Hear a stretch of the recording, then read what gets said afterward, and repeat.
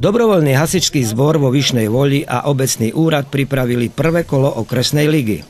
A keďže nemajú vlastné priestory, na súťaž pozvali do Bardejova, do areálu spojenej školy na Štefánikovej ulici. 340 súťažiacich z takmer 30 zborov a 40-členný rozhodcovský zbor boli prehliadkou toho, čo môže byť zárukou prvej pomoci, keď zakikiríka červený kohút na streche.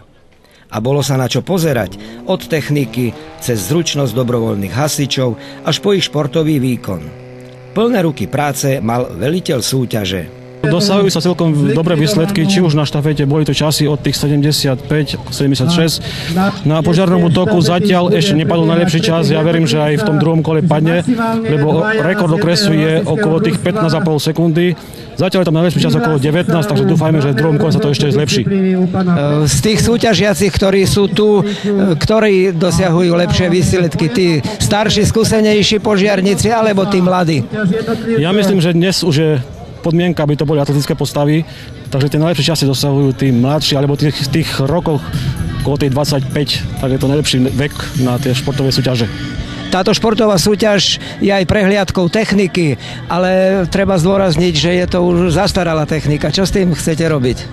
Tak ono, veľa dobrovoľných hasičských zborov majú už techniky poprerábané, majú tam už kubatúry aj okolo tých 2 litrov.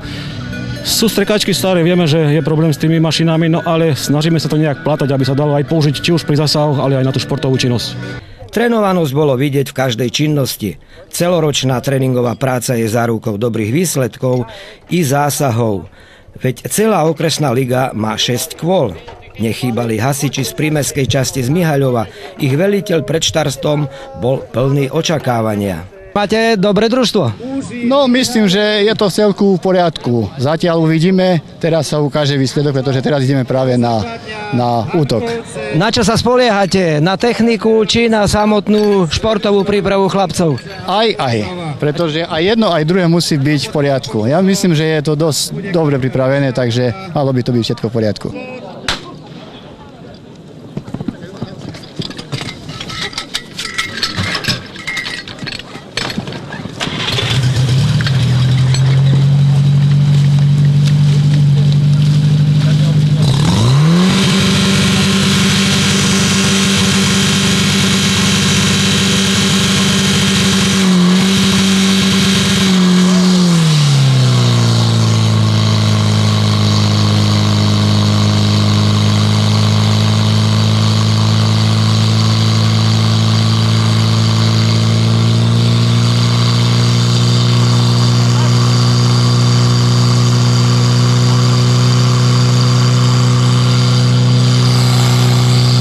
Spokojný s výkonom mužstva? S výkonom mužstva som spokojný, ale z mašinu, z techniku, ktorú máme, som nespokojný. Čiže aká je úloha pre obec i do ďalších rokov? To je dotované mestom, tak by mesto nám dalo, vzhľadom na tých chlapcov, že chcú súťažiť, tak by mali mať aj takú techniku, ale technika je bohužiaľ taká, aká je.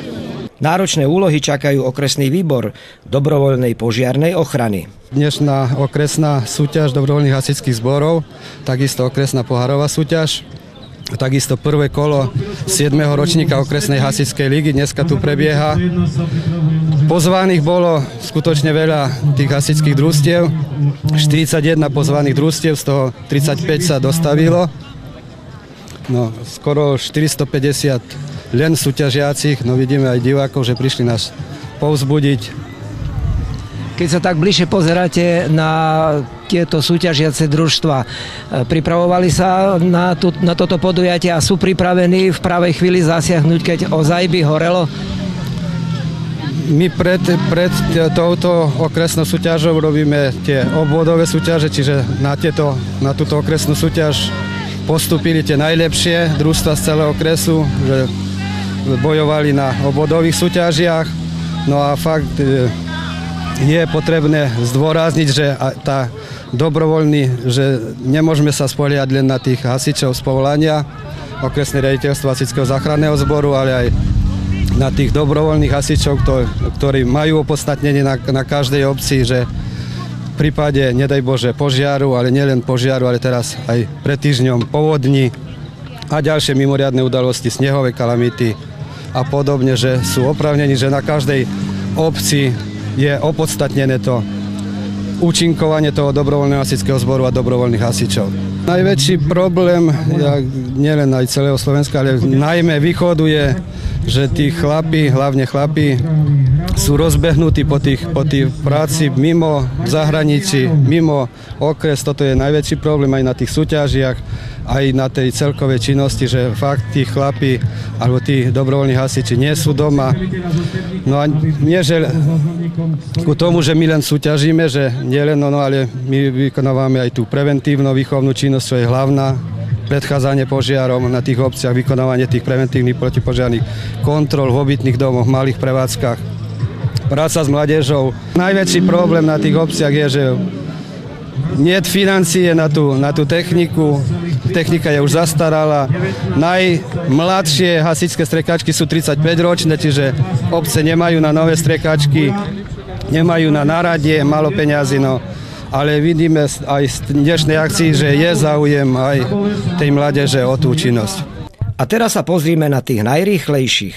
Najlepší požiarny útok predviedli hasiči zo Zlatého. Táto ich akcia netrvala ani 17 sekúnd. V štafete boli bezkonkurenční zo Sveržova. Vyšná voľa v oboch súťažiach skončila druhá. Najlepšie týmy budú reprezentovať na krajskom kole, ktoré sa uskutoční 25. júla v Svidníku. A keď si chcete takúto zaujímavú súťaž pozrieť na vlastné oči, tak už v najbližšiu sobotu sa v Zlatom uskutoční druhé kolo okresnej hasičskej ligy, ktorá píše už 7. ročník.